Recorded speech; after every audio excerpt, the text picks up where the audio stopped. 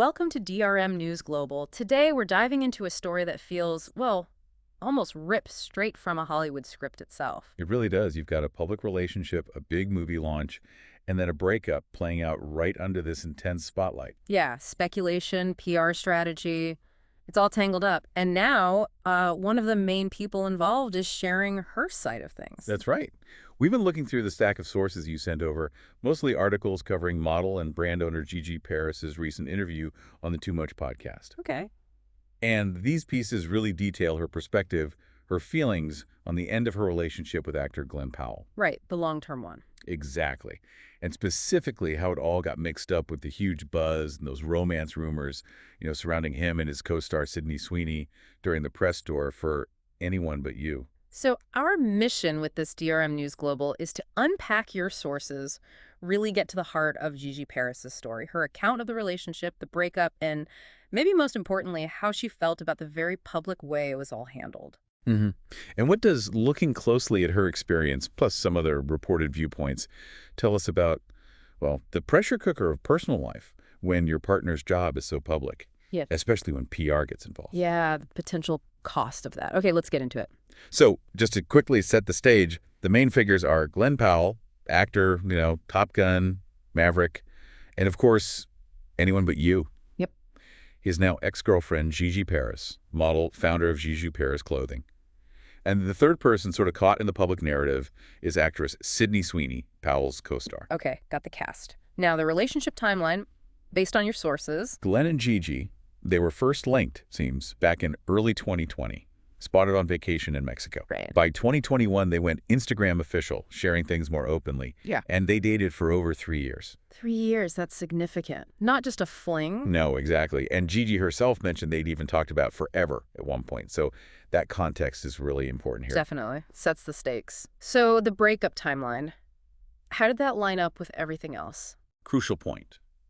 The sources say they ended things in early 2023, but the news really broke publicly, got confirmed, around April 2023. Which was when? Precisely when the promo push for Anyone But You was really hitting its stride. And along with it, all those rumors about Glen and Sydney's chemistry, on-screen, off-screen, interviews, appearances. It was everywhere. It really was. Now, it's also worth noting, some of your sources do mention the relationship had been facing difficulties before all this. On the rocks was the phrase used. Ah, okay. So it wasn't totally out of the blue necessarily. Potentially not. Things like the long distance with Glen's filming schedule were apparently factors even before the Anyone But You stuff really blew up. Okay, so that's the backdrop. Long-term relationship, maybe already a bit shaky, then bam! Massive movie promo leans hard into the co-star chemistry. Exactly. So now let's really dig into Gigi Paris's account from that Too Much podcast interview based on your articles. She was pretty direct. How does she describe feeling about how it was all handled? She was incredibly candid. Her main quote was, "What sucked was how it was handled." Simple as that. She felt exposed, vulnerable. Use a really strong phrase. Which was? She said she felt like she was just fed to the dogs. Wow. Fed to the dogs. That paints a picture. Feeling deliberately unprotected, maybe? Attacked by the public narrative? Yeah, and without support from, the person closest to her. And she directly links that feeling to how she understood Glen Powell was approaching those rumors about him and Sydney. How so? What did she say his approach was? Well, according to the podcast reports in your sources, she claims he actually embraced the dating rumors. Embraced them. Yeah, but not because they were true, she suggests, but as a deliberate strategic PR move for the movie's success. Okay. She even shared what she says he told her directly about it. "This is what I have to do for my job." Oof. This is what I have to do for my job. Hearing that in the context of a 3-year relationship, that's rough. It positions work, the PR, above the personal impact. Completely. And she talked about the really difficult internal conflict it created for her. She felt trapped. What were her options as she saw them? She felt she basically had two paths while all this speculation was swirling online. Either one, pretend like I was going along with everything, just sort of swallow it and play along. Which sounds incredibly painful. Right. Or two, stand up for myself and say, no, I'm actually not okay with this, and I'm walking away. And she chose. She explicitly says she chose the second path, to walk away. prioritizing her own self-respect over keeping up appearances. So what was she actually asking for from him during that time? Was it about stopping the movie promo? No, not necessarily that. It seemed more fundamental. She said she just wanted respect. That was the bottom line. Respect. Okay. Her specific pleas were things like, don't make an ass out of me, and really pointedly, don't make a fool out of someone you've been with for over 3 years talking about forever with. That contrast is stark. Talking forever, then feeling publicly foolish because of how rumors are being handled. Exactly. It was deeply hurtful, clearly. She summed it up as just asking for some decency. Decency. That really highlights that tension we talked about, the need for basic respect in the relationship, clashing with the perceived needs of his public career, the PR strategy. Yeah, and from her viewpoint, it absolutely felt like his work was being put first, explicitly prioritized over her, over them. Did she say that directly? Pretty much. She said at the end of the day, it was like, well, work comes first. That's your priority. I got to walk away. It sounds like a real breaking point in terms of values or where the line was drawn. And another big source of hurt for her, reading your sources, seems to be his silence, his failure to publicly shut down the rumors. Huge point for her, yes. She felt a simple statement from him could have changed things. She asked sort of rhetorically, where are you when you just need to stand up and say, no, I would never cheat on my girlfriend. I wouldn't do that. Just a denial. Yeah. That's all that needed to be said, she argued. And that wasn't said, never once. So for her, that lack of denial felt like, well, like tacit permission for the rumors to continue. Which then reinforced her belief that it was all strategic. Exactly. It solidified her view that this wasn't just happening, it was being allowed to happen or even encouraged. She said it was serving them for their PR. Wow. She went so far as to call it a PR scheme at the expense of our relationship. That phrase really captures it, feeling like their life together was just collateral damage for movie buzz.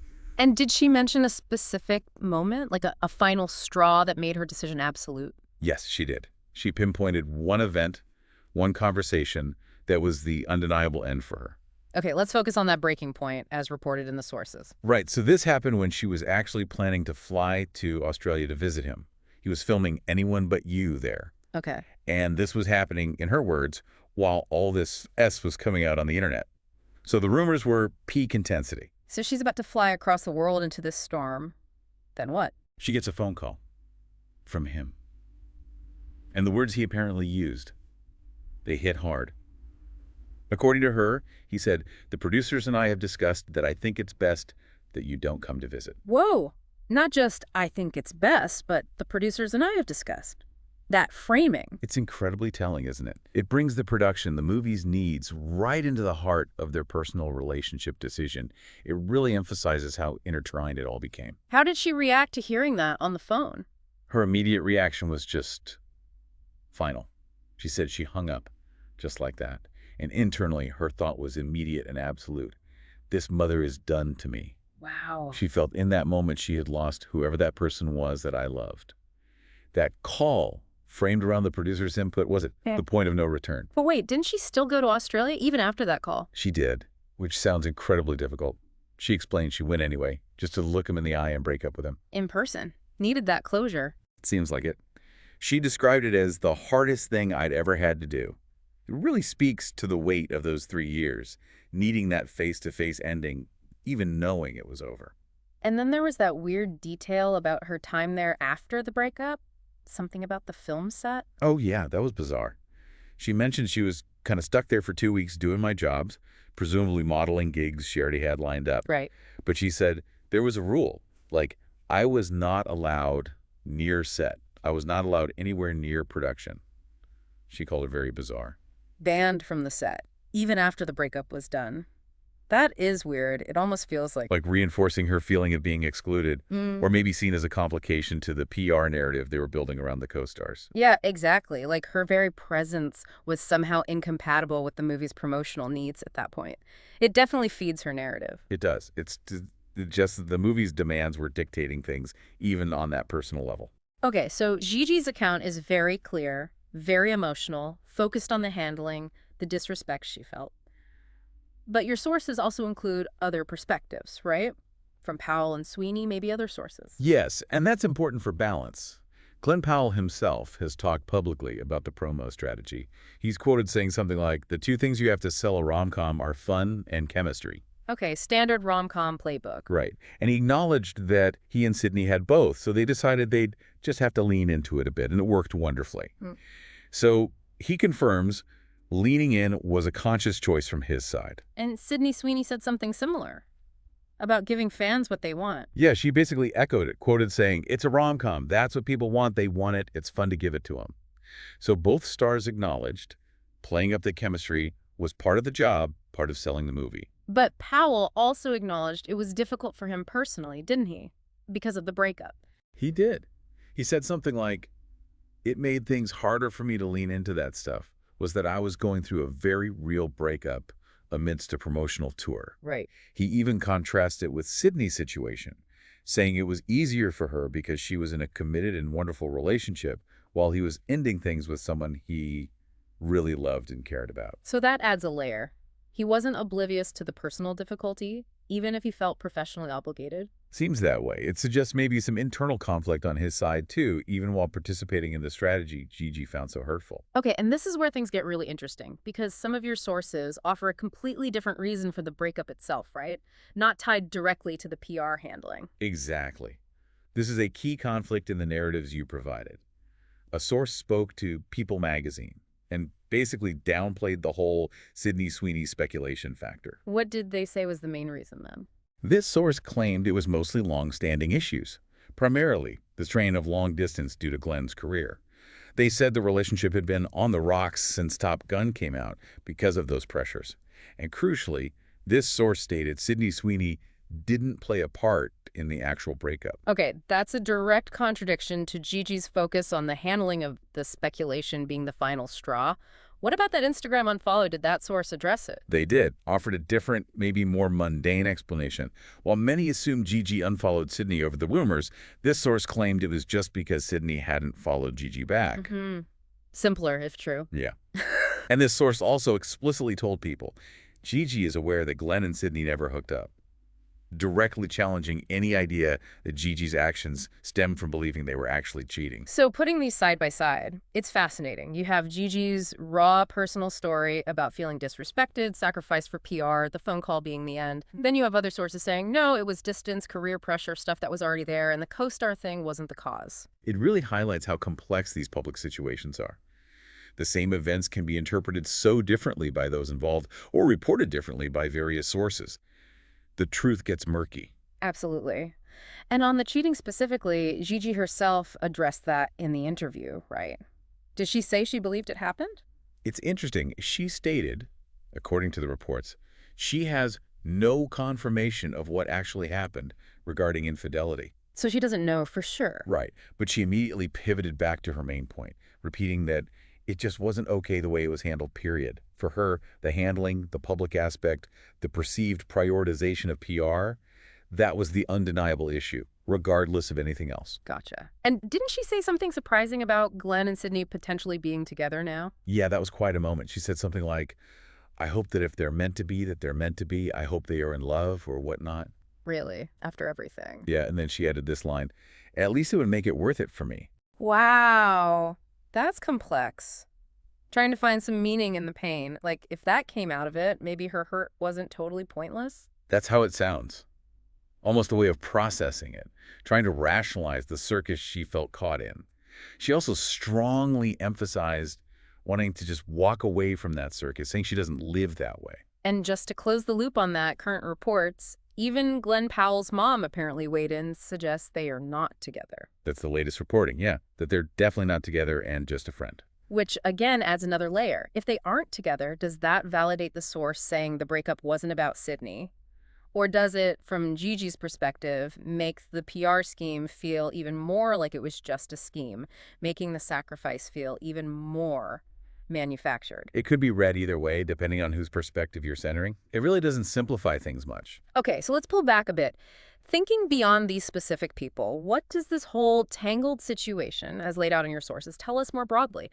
What are the takeaways for, the rest of us? Well, it's such a vivid example of that clash between personal relationships and the, frankly, sometimes brutal demands of very public careers, especially in entertainment. where your image, your narrative, is part of the product. Right. The performance for the job versus the authenticity needed in a relationship. Exactly. And it really makes you think about the power and the potential cost of PR strategies. Crafting a narrative like leaning into chemistry can have very real, very painful impacts on actual human beings, like Gigi Paris felt here. It definitely raises questions about communication, respect, boundaries, things relevant to any relationship, but amplified massively by public scrutiny. How do you balance professional demands with personal commitments? What happens when they directly conflict? And how do you navigate external pressures that might actually encourage behavior that feels damaging to the relationship itself? Yuji's story is really about the pain when that balance breaks down, when requests for basic decency, as she put it, feel ignored. It really forces you to consider the pressures when your personal life becomes public fodder, intentionally or not, or when your job seems to undermine your personal life. Yeah, and the challenge of navigating that with communication and respect, which, according to Gigi's account and your sources, felt missing. It's a reminder that behind the headlines and the PR spin, there are real people, real feelings. So, wrapping up this DRM News Global, the core tension we've really explored through your sources is that fundamental clash, isn't it? The desire for respect and decency in a serious relationship hitting up against the strategic demands of a high-profile career. Absolutely. And Gigi Paris's account, as detailed in these articles, really puts a human face on the potential cost of that conflict.